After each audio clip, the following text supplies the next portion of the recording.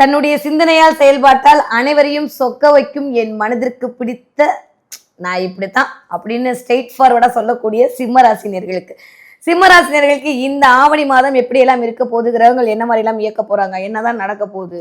ஏற்கனவே தலைக்கு மேல கேது வந்து உட்காந்துருக்காரு. பத்தாவதுக்கு வேற ராசிநாதன் இத்தனை நாளா அங்க இங்க அங்கங்கன்னு ஊர் சுத்திட்டு இப்பதான் வீட்டுக்கு வராரு. வீட்டுக்கு வந்தாலும் உருப்படியா இருப்பாரா மாட்டாரா, இல்ல இந்த கேது ஏதாவது பிரச்சனை பண்ணுவாரா? ஏற்கனவே வந்து நான்லாம் நம்புற ஆளே கிடையாது. ஆனா 2 வருஷமா என்னையே இந்த ராசி பலன்லாம் பார்க்க வைக்கிற அளவுக்கு கிரகம் மாத்திருச்சு. இப்ப வேற அஷ்டம சனிலாம் சொல்லி உருட்டுனாங்க. அப்படியே நடக்கிற மாதிரி இருக்கு, நடக்காத மாதிரி இருக்கு, ஏதாவது நடந்துருமா அப்படின்ற மாதிரியான என்னதான் என் வாழ்க்கையில் நடக்குது தெரிஞ்சுக்கலாம் அப்படின்னு ஒவ்வொரு அஸ்ட்ராலஜரா போய் பார்த்து கொண்டு இருக்கக்கூடிய என் மனதிற்கு பிடித்த சிம்மராசி நேர்களே, நான்லாம் தப்பெல்லாம் சொல்ல மாட்டேன். சுகர் கோட்லாம் கொடுக்காம கரெக்டாக சொல்லணும் அப்படின்னா சிம்மராசிக்காரர்களுக்கு இந்த தடவை சுகம் அதிகரிக்க போகிறது. கொஞ்சம் என்ன சொல்றது, ஹெல்த் வேணா அப்படியே ஒரு மாதிரி டயர்டா இருக்கலாமே தவிர மற்றபடி மற்ற எல்லாம் கிடைக்க போகுது. ராசிநாதன் ராசியில் அமர்தல் ஆட்சி பெற்ற அமர்தலோட பெரிய பலம் ஏதாவது இருக்க போதா?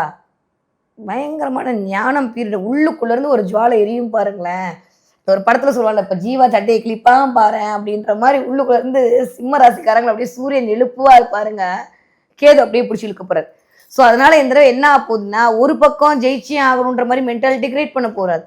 ஒரு பக்கம் கேது ஏன்பா ஜெயிச்சிட்டு நம்ம உண்டு நம்ம வேலை உண்டு ஞான மரகத்துக்கு போயிடலான்ற மாதிரி இழுக்க போறாரு. ஸோ இந்த ரிங்காரிங்க ரோசஸ்க்கு நடுவில் சிம்மராசிக்காரங்க இந்த 1 மாசம் மாட்டிட்டு முடிக்கலாம் மாட்டீங்க, தவிக்க போறீங்கன்னு சொல்லலாமா?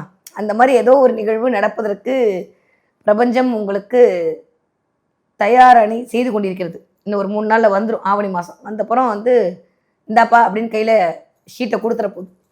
ஸோ சிம்மராசிக்காரர்களை பொறுத்த வரைக்கும் இந்த 1 மாத காலம் என்னெல்லாம் எக்ஸ்பெக்ட் பண்ணலாம் அப்படின்னா, மேக்சிமம் ஒரு சூப்பரான விஷயம் என்னன்னா, 2ஆம் இடத்துல போய் செவ்வாய் உட்காந்துருக்கிறார்.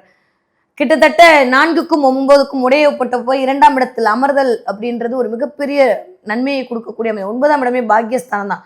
பாக்கியஸ்தானத்து அதிபதி போய் 2ஆம் இடத்துல இருக்கிறது அப்படின்றது குடும்பத்துக்குள் நிறைய பாக்கியம். உங்க ஒய்ஃப் மூலமா உங்களுக்கு நிறைய விஷயங்கள் நல்லதெல்லாம் நடக்க போகுது. குடும்பம் சார்ந்து ஒரு நல்லவைகள்லாம் நடக்க போகிறது. அப்பா சார்ந்து நல்லவை நடக்க போகிறது.